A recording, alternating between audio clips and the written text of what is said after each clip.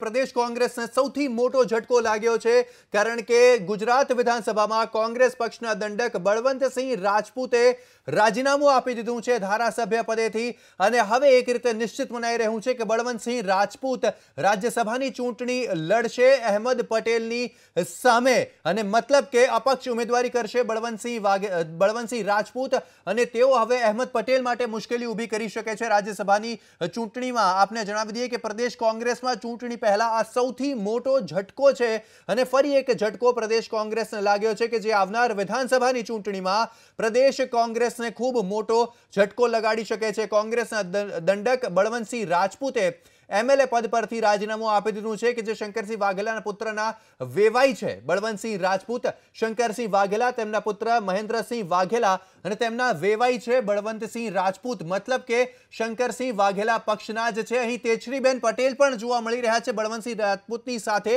મતલબ કે તેમણે પણ તેમની સાથે સાથે રાજીનામું આપી દીધું છે કોંગ્રેસમાં ધારાસભ્ય પદેથી અને એનો સીધો મતલબ એ થાય છે કે આવનાર રાજ્યસભાની ચૂંટણીમાં પ્રદેશ કોંગ્રેસને મોટો ફટકો પડી શકે છે